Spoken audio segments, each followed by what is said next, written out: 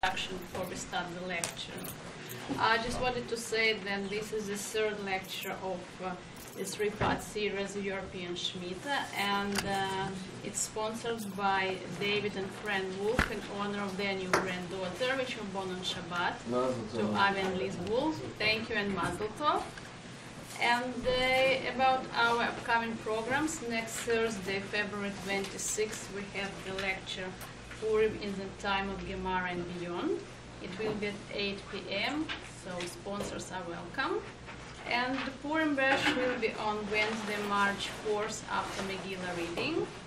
A lot of fun, zoo, games, a lot of food.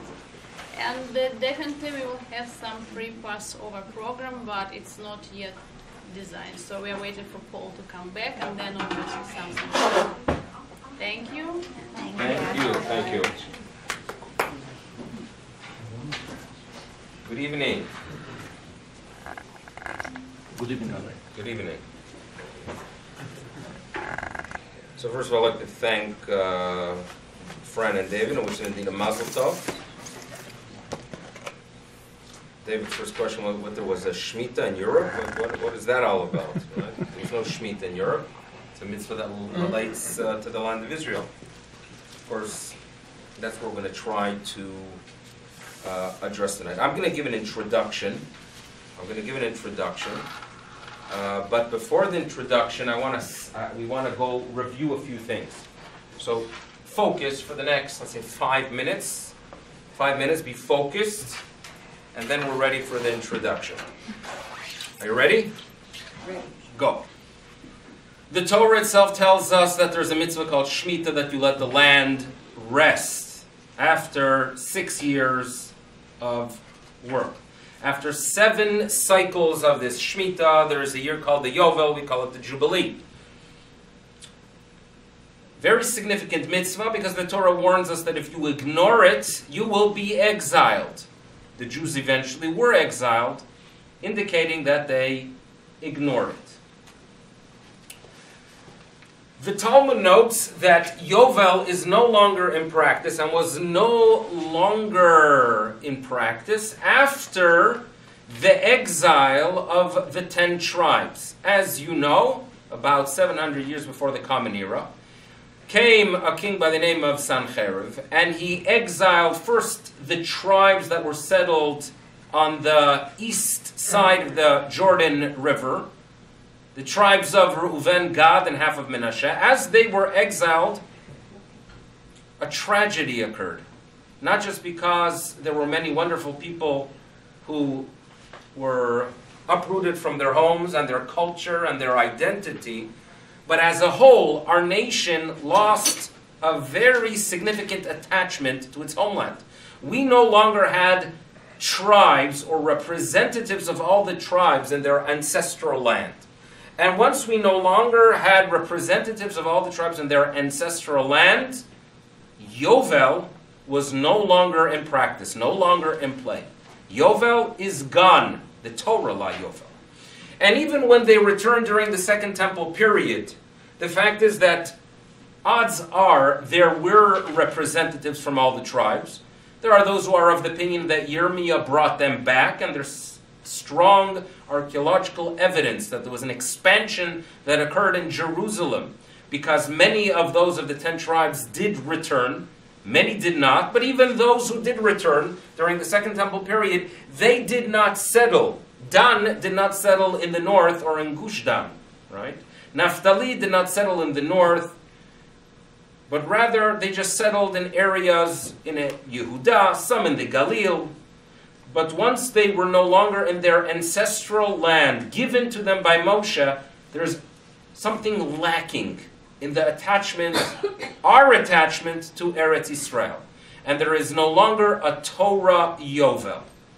The Talmud notes that they still had a rabbinic Yovel. It wasn't a functional one, but nevertheless they sanctified the Yovel, and the courts declared it was Yovel for one purpose, and one purpose only, it seems, and that is for the sake of the count, because they followed a system that the Yovel, the Jubilee year, which was after 49 years, was an independent year, and then year after the Yovel turned into year one of account.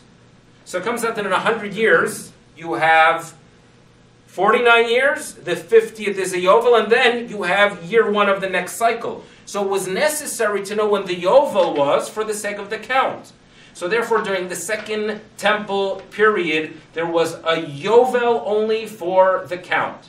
Once they are exiled from Jerusalem during the rebellion against the Romans in the year 70, so the courts are no longer functioning. They no longer have this sanctification of the Yovel year, and thus the count from that point on is 6 years you work, 7th year is Yovel, and is Shmita, and you ignore the Yovel. The Yovel is not counted. So some of you remember, was it 1952, if I'm not mistaken? That was a Shmita, right?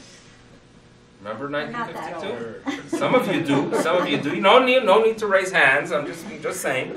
So even though we've had since then more than 7 Shmita years, nevertheless there was no Yovel. The Yovel is no longer counted. That's the system that exists. Now, with that, we are told that besides the Yovel of the land of Israel and the Shmita in the land of Israel, there is something called Shmitat Ksafim. And that is that loans default. Where is this mentioned, this concept? In the Torah. The Torah tells us, and if you look at reference 2, and Rabbi Omer, reference number 2, we are told the name of Rabbi. Vezedmar Dvar HaShmita, it is written in the Torah, this is the matter of Shmita, of a release. And then the Torah tells us Shamot. This word Shamot is the beginning of the next statement. But nevertheless, the rabbis derive from it that you should know that there are Shtei Shmitot HaKatuv Medaber. There are 2 types of release. There's a release of land, which we'll understand as Yovel, or perhaps Shmita. There's a release that relates to land. Either that land's return to their original owner, Yovel, or perhaps that you don't work the land and it is released from you, Shmita. But there's an additional one, and the additional Shmita is called Shmitat Ksafim. That is the release of money. And we are told that you should know that they are linked, that even though it's a verse in the Torah, this verse in the Torah, that monies are released and it has nothing to do with the land of Israel. This is a law that applies throughout planet Earth. That you should know that this financial release is dependent on the release of land. And therefore we are told in line 2, Bizman she'ata mishamet karka, when the release of land is in operation, so then ata mishamet ksafim, the release of money, is also to be operative. But at a time when unfortunately there is no shmitat karka, when there is no release of land, so we can understand that now to mean when there is no yovel, so therefore there is no Torah law release of money. So this idea that you default on loans, that you don't have to pay them back, you cannot demand money after the Shmita, is not applicable if there is no Shmitat Karka. It's dependent on it. Now, the rabbis nevertheless establish a Shmita. If there is a rabbinic Shmita, there is no question about it during the Second Temple period.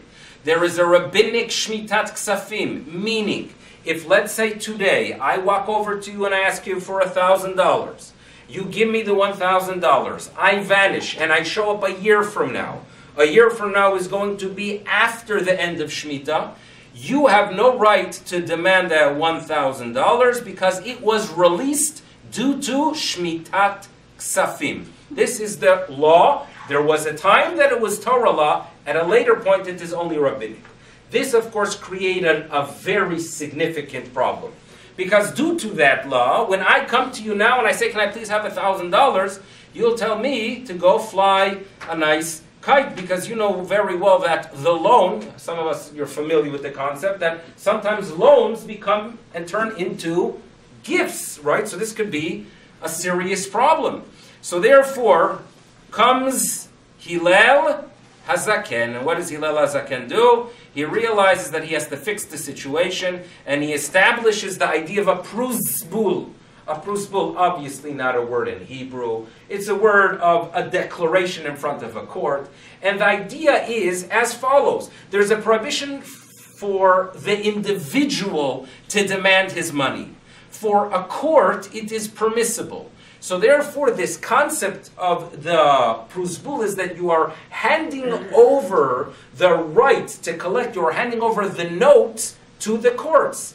And by doing so, you are allowed to collect it. This is the idea of what Hillel establishes, known as the pruzbul.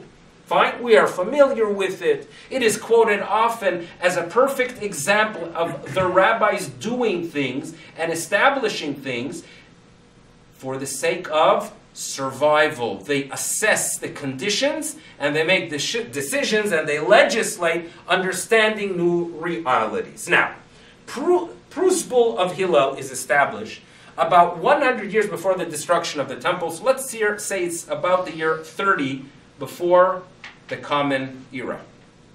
Okay, about 250 years later, in Babylonia, different rabbis had a different approach to what Hillel did. Some of them approve of it. Some of them say, well, if it was good enough for Hillel, it's good enough for me. And others believe that this is not an ideal type of arrangement. You're making the law into a joke. And therefore, there was a rabbi by the name of Shmuel. And Shmuel tried to minimize the function of this pruzbul. And therefore, he makes the following declaration. Look at reference number 1. Okay.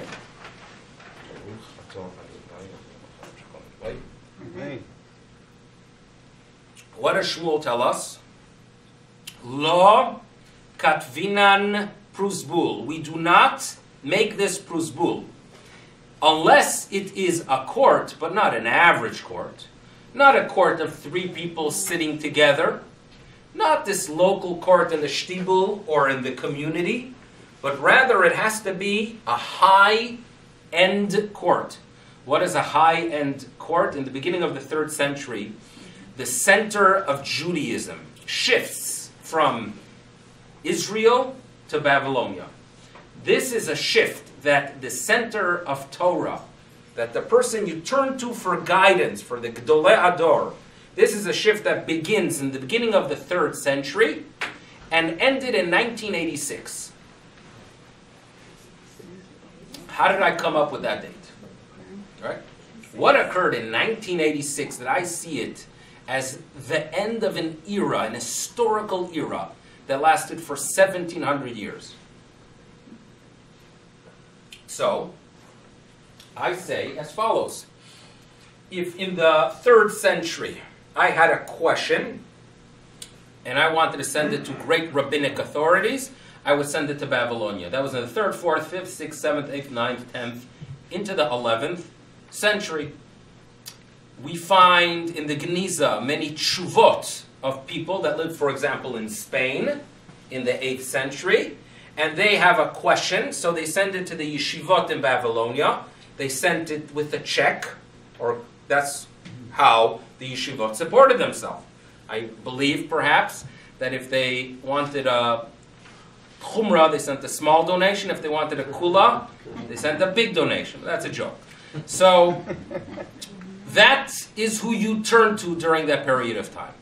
In the 11th, 12th, 13th, 14th, 15th century, you turn to great rabbinic authorities in Germany, in France, and in Spain. After that, let's move forward, 16th, 17th, 18th, 19th, 20th century, you turn to great rabbinic authorities among the Sfaradim, in North Africa, Eastern Europe. There's a shift, right, from Western to Eastern Europe. And then, in the 20th century, in the Americas and a little bit in Israel. After 1986, you do not find people sending their questions. If there's a very significant question, you don't find any authority in Chutz La'aretz that is being turned to as a central authority. They are basically all sent to the land of Israel. And that occurred with the passing of Rav Moshe Feinstein. So there is something historical taking place. I remember I was 16 years old in Yerushalayim. I remember his levaya, his funeral. I did not sense the historical significance, but once you start studying, you realize that Israel is the center again. The unfortunate decline of Eretz Israel is occurring in the beginning of the 3rd century as a disciple of Rabbi Yehuda, Rebbe, the editor of the Mishnah, departures Eretz Israel to Babylonia and establishes a yeshiva in a place called Surah. That is the beginning of the golden years of Babylonian Jewry. Begins in the 3rd century with yeshivot, first in a place called Surah and Naharda. Shmuel lives in Naharda. After the passing of Rav, there's a little bit of a split. There's a place called Pumpedita, right? It is, according to many, in a very peaceful place, Pumpedita, that calls Fallujah today. If you want, you can look up, and perhaps you could go on Nachas Mishal. But Fallujah is a place in Iraq, not far from Abu Ghraib. There's an entertaining jail there if you happen to be there. Now, that's what's happening in those days. But those were what we're going to call high-end yeshivot, high-end rabbinic courts. Comes Shmuel in reference number 1, and Shmuel was trying to minimize the usage of this prusbul. He tells us, Lo katvinan prusbul, do not go ahead and make a prusbul unless it is one of the high-end courts. Ela ibe beidina de surah, unless it is in the beit din of surah or in the beit din naharda'a. He's trying to minimize it by saying you have to have a real high-end court to go ahead and overrule this statement of the Torah. Okay? So this is the information that you need, and now we can begin with an introduction. Okay? What's the introduction? We've been discussing Shmita. And most of it has really focused on the 20th century and the complexities that exist in the land of Israel. The complexities of this incredible event that is occurring. An incredible event that begins in the 1880s, 1890s, and it is still occurring today. Something quite incredible. The fact that the largest Jewish population in the world is in Eretz Israel. This is an incredible return. We are living history. You are following history. Unfortunately, it's a very complex return. A very, very complex return. It is one that we are scratching our head right and left. What is the Almighty really planning here? What is He doing? It's a time to go ahead and say the Hallel, but at the same time, we have to go ahead and say a Misha Beirach for the welfare of a country. It's a very complex time that we are living in. And that's what the Shmita is all about, because Shmita is about returning to the land. Shmita is to go ahead and utilize this very special land for the sake of mitzvot. But at the same time, those returning are not appreciating these mitzvot. So how do you negotiate with them? How do you establish things? And there are so many different schools how to deal with these issues in Eretz Israel. And then you had a very, very great rabbinic authority by the name of Rav Kook. And Rav Kook understands that if you put the bar too high, it's going to be ignored. Lower the bar for the sake of the masses to attach themselves to this wonderful tradition.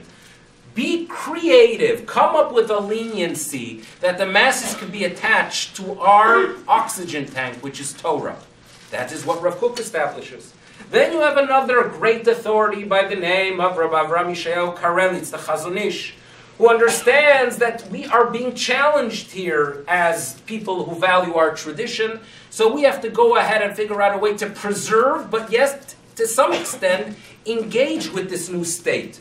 And then you have a community of the old Yishuv, people like Rabbi Yosef Chaim Sonnenfeld, that believe that we could just ignore this new entity. They don't really exist because they are secular. And if they are secular, they don't have a right to the land. So they, in our eyes, do not exist. Everything will be the same as it was for many, many centuries when we are in this land. So many complex issues that exist in the state.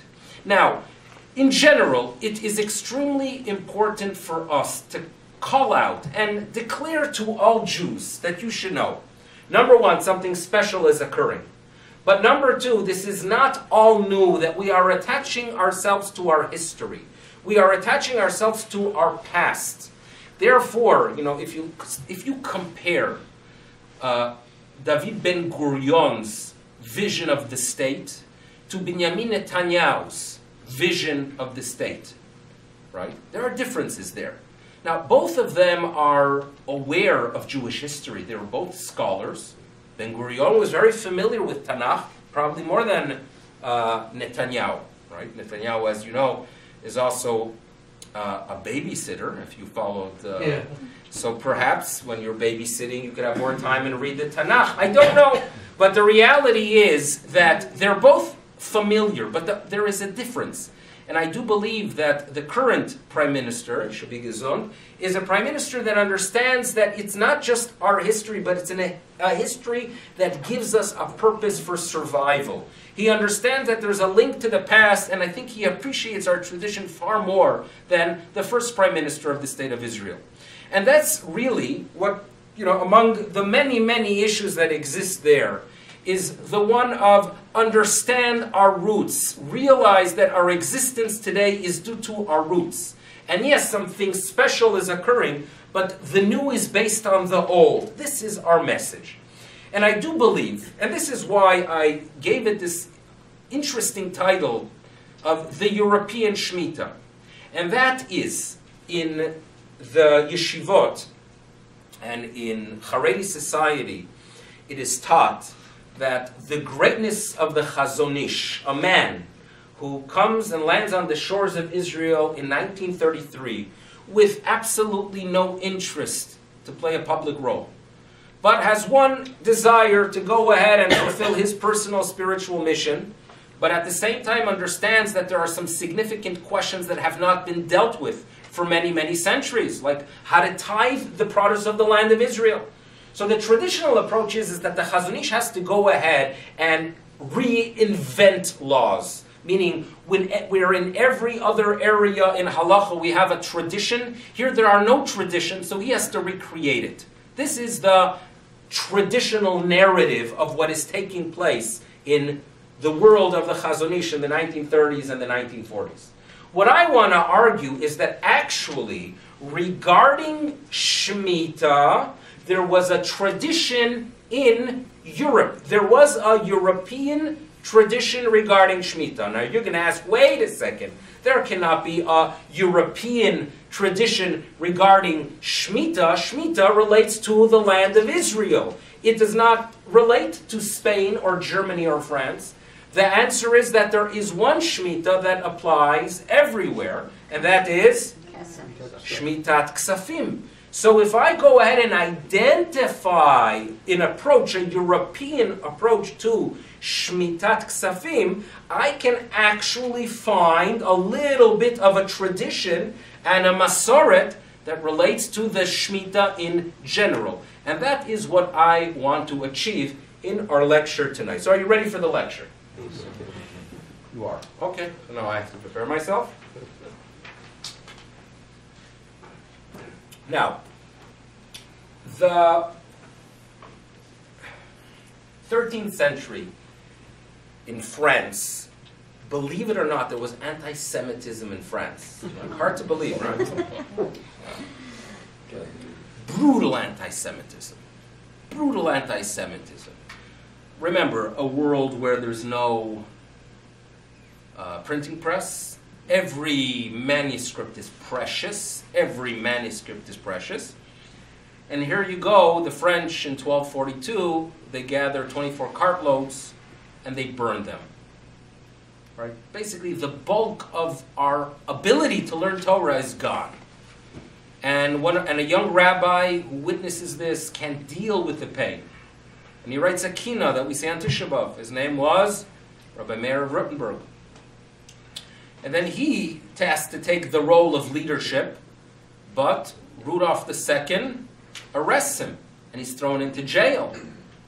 And he believes that the ransom that is being asked for, right, similar to the brutality, right? You have to remember, one of the few things I agree with President Obama is that Christians were brutal as well. You know that he got up over the past few days And he declared that, like, Christians were also brutal. In other words, you guys are analyzing and assessing what's happening with ISIS and Islam. Look at Christian history. And among the right-wing Christians in the United States, it's Oivey, said, I agree with him. He actually is 100% right. There was a brutality of the Christians that existed then. And they demand the ransom was high. Maharam, Rabbi Meir of Rothenburg, sitting in jail, Paskining Shilas, was asked the question halachically, are you allowed to redeem yourself for the monies that are being asked? And he said, halachically, you're not allowed to redeem me, I remain here. That was greatness. Not his own comfort, but the halachic system. And the brutality that exists there in Germany is one that his great disciple, Rabbeinu Asher, realizes that you cannot survive here, and he has to escape. So in 1303, he makes his way to Spain. Spain is a place of tolerance. The golden years in Spain. Jews are accepted there. It took another 8 decades for the anti-Semitism to catch fire there.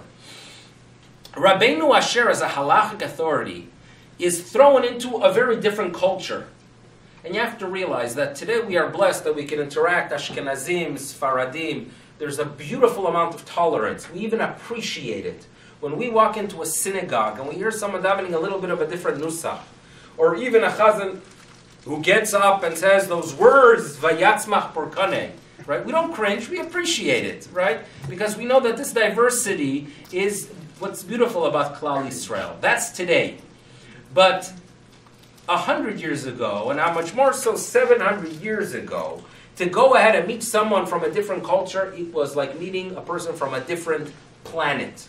They never met a Sfaradi. An Ashkenazi never met a Sfaradi. Sfaradi never met an Ashkenazi. And this new culture is thrown upon Rabbeinu Asher in Spain in the beginning of the 14th century. And he compares many, many different things, compares and contrasts many old Ashkenazi traditions to what he observes there. And it's fascinating. For example, there was an old tradition from Rabbeinu Tam. That Rabbeinu Tam had a specific reading of a section in the Talmud of Menachot. And Rabbeinu Tam was of the opinion that when the males, make their tzitzit, there is a prohibition of using a linen garment for tzitzit. Tzitzit could be made out of wool. Ashkenazim believe it could be made out of cotton as well. But linen, absolutely not. This was the reading that Rabbeinu Tam had. Rabbeinu Tam, the great Rabbeinu Tam of the 12th century, has that opinion. So it became the norm in Ashkenazi communities. You do not have... Eichler of wherever they lived in Erfurt did not have linen tzitzit. Absolutely not. Rosh Rabbeinu Asher, beginning of the 14th century, arrives in Spain, and what are all the Haile Yidden or Yehudim Hashuvim wearing there? Linen, meaning the garment was linen, the tzitzis are made out of linen, and that became the norm. And he didn't know how to deal with it, and he was thrown to Toledo, right? He says to himself, Holy Toledo, how do I deal with this challenge? In my books and in my tradition, linen is unacceptable. So he writes a tshuva. And he revisits the old tradition in Germany. He would not dare write what he wrote in Spain. In Spain, he wrote, listen, Rabbeinu Tam, perhaps we can disagree with him. And then he notes that if I go ahead and declare they shouldn't be wearing tzitzit of pishtan, of linen, they're not going to wear it at all. So therefore, he came up with a leniency. And it's very fascinating to see the development that Rav Yosef Karo, the Sfaradi, because the Rabbeinu Asher suggested that it's not the ideal, he mentions, Rabbi Yosef Karo, that ideally you don't wear linen. And the Ramah, the Ashkenazi authority, mentions the leniency of Rabbeinu Asher, that if you know that nothing else will be worn, so then wear linen. So there's something very beautiful about these cultures coming together with such with tolerance, with respect. That's what Rabbeinu Asher deals with. Among the many things that he notices, which was a problem in his eyes that was actually very significant, is the one that appears in reference number 3. So for reference number 3, you will find the She'elot v'Tshuvot of the Rosh, Rabbeinu Asher, and in it, he deals with the question of loans that are released due to Shmita. And he notices that in Spain, they ignore Shmitat Ksafim. They would just ignore the whole law. And he notes, Tmahati, in other words, I've been shocked, al zeh, on this issue. Miyom bati, from the day I arrived, la'aretz hazot, from the day I arrived in Spain, I'm just shocked. And you should know, I believe that this is a significant problem. V'tzavachti kruchi, I was like a rooster yelling, telling people that you should not be ignoring Shmitat Ksafim. You cannot collect funds that were borrowed prior to the end of Shmita. Okay? How did the Spaniard Jewish community react to his declarations? So we are told at the end of reference number 3, Veleka de mashkach bi. No one observed me. I was ignored. I was ignored. So what's taking place is, an historical reading of this is that in Germany, if we would visit Germany towards the end of the 13th century, so let's say 1275, 1280, German Jews were aware of this concept of Shmitat Ksafim. There was an awareness. They would not collect it. He comes to Spain and they ignore it. Fine? What's fascinating is that if I go forward about 140 years to the 15th century, and I turn to one of the most fundamental authorities of that era, Rabbi Israel Isserlan. This is not he's not related to the Ramah, perhaps a distant relative, but his tshuvot, which appear here in reference number 4, and he was asked the question, what is the attitude? And this is in Europe, this is in Germany. And he is asked, in the beginning of in the 15th century, what can you tell me about Shmita? So he tells us in reference number 4, Lo chazinan, I have not observed. Rabbanan kshishi, the old rabbis, bidorotenu in our generations, dehave moru linog ata shminat ksafim. In other words, Shmitat Ksafim was ignored in Germany by the 15th century. So you hear what's happening. The Rosh complains, cries, yells out, why are you ignoring it in Spain? And what happens after 140 years later? The exact same reproach is existing in Europe. What happened? What happened? So you have some creative thinkers that come up with explanations of why Shmitat Ksafim was ignored. One of those creative thinkers, I'll be very respectful because reference number 5, we're quoting Rabbi Yoel Sirkis, and his descendants are sponsoring tonight's lecture, okay? Because David is a descendant of the Bach, of the Beit Chadash, Rabbi Yoel Sirkis, so we'll be very, very careful. But he comes up with a creative approach that you should know that perhaps, yes, Shmitat Ksafim is in play, but due to the fact that it is only rabbinic, the rabbis only established it in areas next to Eretz Yisrael. Creative, but problematic. And it's problematic on 2 levels. Level number 1, how do they defend the fact that they ignore a rabbinic law when it's mentioned in the Talmud? How do they ignore it? How do you ignore Shmitat Ksafim? Question number 2, what changed between the end of the 13th century, the days of the Rosh, and the 15th? What happened? Something changed. Right? How do we deal with these questions? So, number 1, what I'm going to suggest is as follows.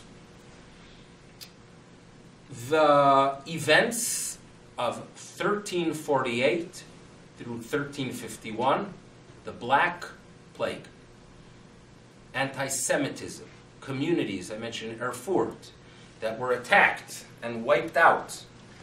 The years, the second half of the 14th century, if you look at the literature of that era, it sounds like post-Holocaust literature of people bemoaning the loss of the past. And therefore, many things changed in European communities. Among them, it is very, very possible that it was impossible for Jews to survive without ignoring that law. If you will tell people they cannot borrow, loans are going to default, they won't survive, so they had no choice but to ignore it. Okay, that's what I'm going to tell you. That the decline of what occurred after those pogroms, in essence, is what changed the reality. In addition, I'll share with you the following. Now, we're going to ask a very basic question. Why ignore Shmitat Ksafim? Why not just write a prosbul? What's the big deal? And the answer is that there was a statement of Rabbeinu Tam that a prosbul should only be written, remember reference number 1? At a high end, a premium beti. And when you put the standard very, very high, you know what happens? People are going to ignore it. And I'm basically convinced that that's what occurred. That already in the days of the Rosh, already in the 13th century, people were aware of Shmitat Ksafim, but they wouldn't write a prosbul because a prosbul, you have to have a high-end court. And for sure, after the pogroms, when the second half of the 14th century, everyone walked around with this belief that, we're not as great as the rabbis in the past. Right? That's the whole second half of the 20th century. All literature is about, in Europe, everything was perfect. Everyone got along. In Vilna, the horse, the guy that was leading the horse knew all of Shas. Yes, no, who knows? But it doesn't make a difference, right? You could go ahead and romanticize about the past. Everybody got along in Europe, right? That's what we are taught. So that was the way of thinking that, in this era, a bet din, who are we to have a bet din that is valid? So therefore, the approach was, prosbul doesn't work unless it is a very high-end betin, and we don't have a high-end betin. So as a result, they couldn't write a prosbul, because who are we to write a prosbul? And they had no choice due to circumstances and due to the economy. So what was the result? They ignored Shmitat Ksafim period. It was ignored. That's what happened. Now, with that, we'll get to the question of that. Now, nevertheless, how do you defend it halachically? In other words, you have to come up with a defense. If you see a law ignored, and you're a rabbinic authority, so yes, you have a respect for the masses and their attitude, but how do you go ahead and defend it halachically? So what we're going to go ahead is, we're going to go and turn to reference number 7, and we're going to turn to someone by the name of Moshe Isserlis, the Ramah. The Ramah. And remember, Ashkenazim, at least in this room, right, should tune in carefully, because the Ramah guides us. You visited the Ramah Shul, and many of you did.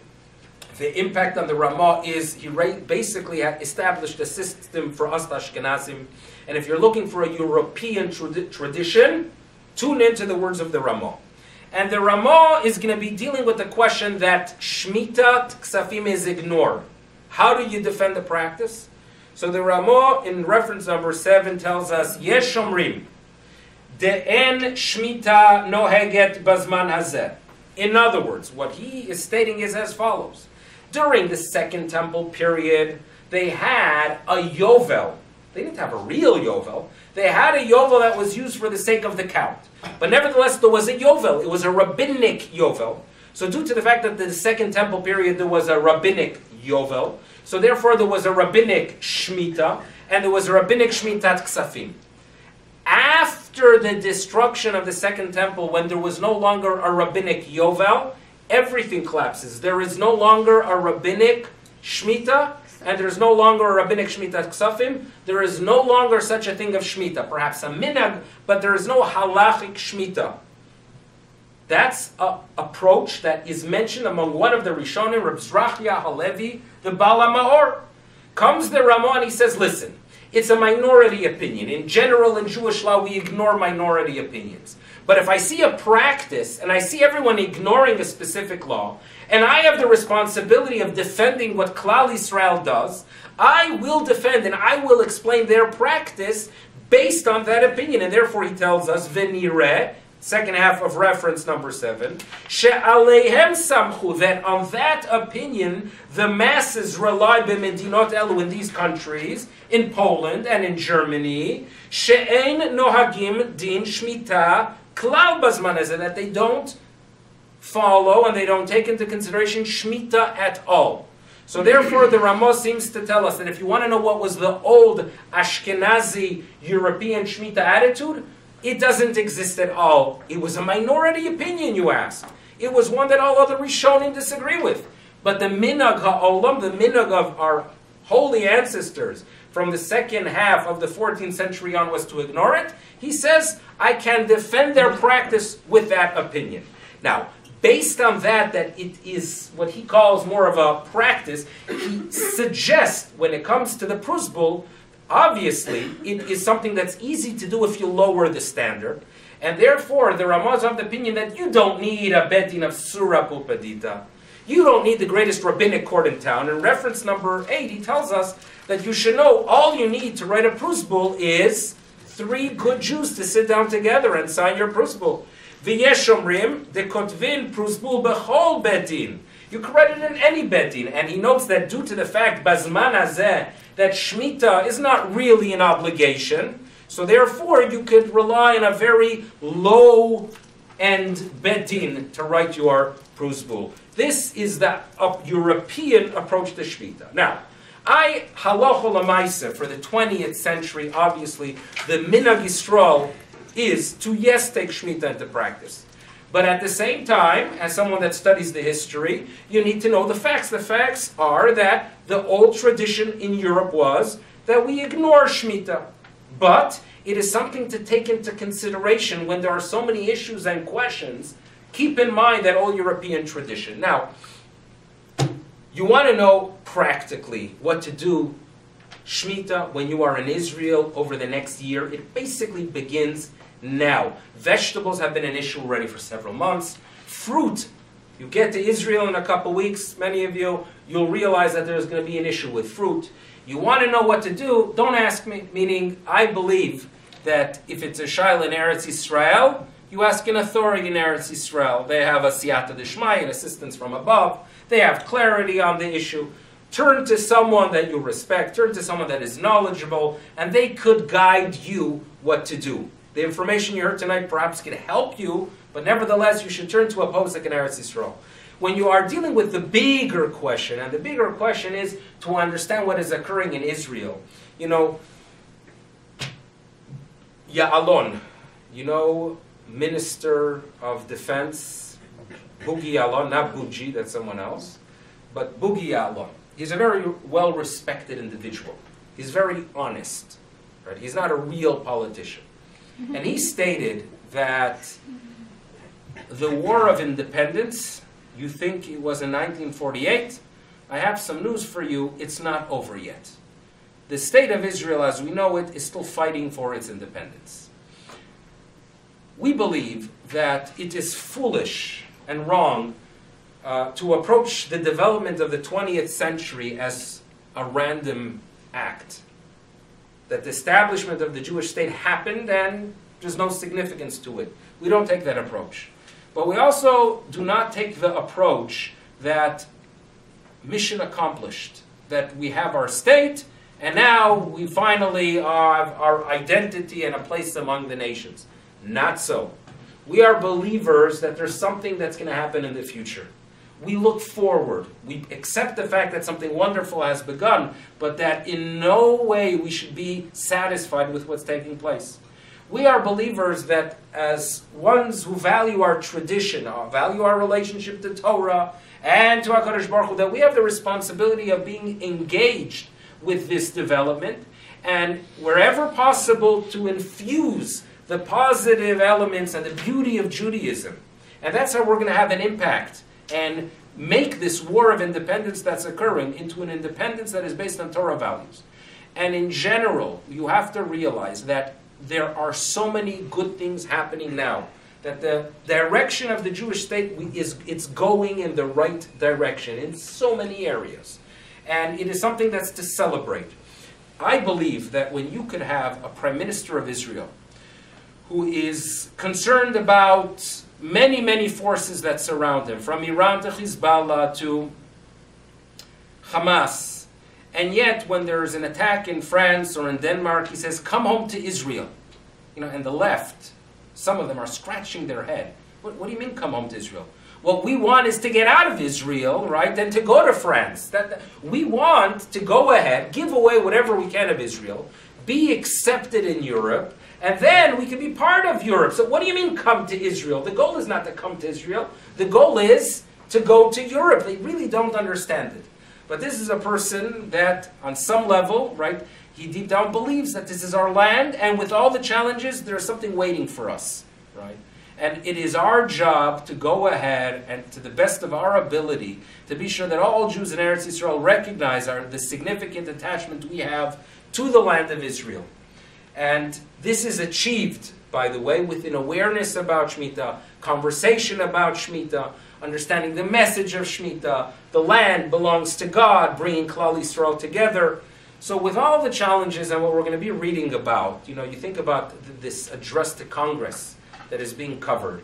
And we're uncomfortable with it. We're extremely uncomfortable with what's taking place. Here we have, it's election season. You don't really know what's lishma, what's for the sake of heaven, what's not. In the United States, you have a president who has a tremendous amount of chutzpah. A person who could label an attack on a kosher deli in Paris as random, and the moron that is his spokesman in the White House, the idiot, right, tries to defend him. In other words, have enough seichel to say, you know what, he made a mistake, no, he tries to defend him. The terrorists did not know the specific people. That's what he said. It is hard to believe. You probably don't believe me that he said, but this is what the spokesman of the White House said. It was random, meaning it was random because he didn't know. Okay, so Nazism was random because, the SS guards did not know the name of the specific Jews, the absurdity of what's taking place. So there's a level of discomfort that we have. But Zionism is optimism. In other words, a religious Zionist approach is that, something good has begun. We have a responsibility of continuing it by bringing values of Torah into every corner of the state of Israel, and better days are ahead of us. That's what Zionism is about. You can't have a negative approach. And there are so many people in Israel that you sense it from, you pick it up from, they have the positive vibes. And to end, the rabbis tell us that Shmita is connected to the redemption because the redemption will occur in Shmita and the year after Shmita. And as the rabbis in the Talmud explain, that during Shmita there will be milchama. Mashiach will come after Shmita. I'm not making predictions, but the statement indicates that when there are battles, and these could be verbal battles or battles that are occurring within us when we follow the situation, we always have to be mindful of Bezrat Hashem, a better future, with the coming of Mashiach, where we can indeed celebrate by observing the Shmita in a proper way, where all of us could come together and indeed feel our close attachment to the Almighty in the land designated for our people. Yes? If you're in Israel and you go to your neighbor's front yard and he has fruits growing there, so he has to basically make it hefker, and you can take what you need for that day. Correct. Do you have to separate trumos and meisers from those fruits? Absolutely not. So there's a patur of truma and meiser on any Shmita produce there is no, due to the fact that it has the sanctity of Shmita, there is absolutely no truma and maser. You take the amount that you need, the normal amount that you would buy in a supermarket.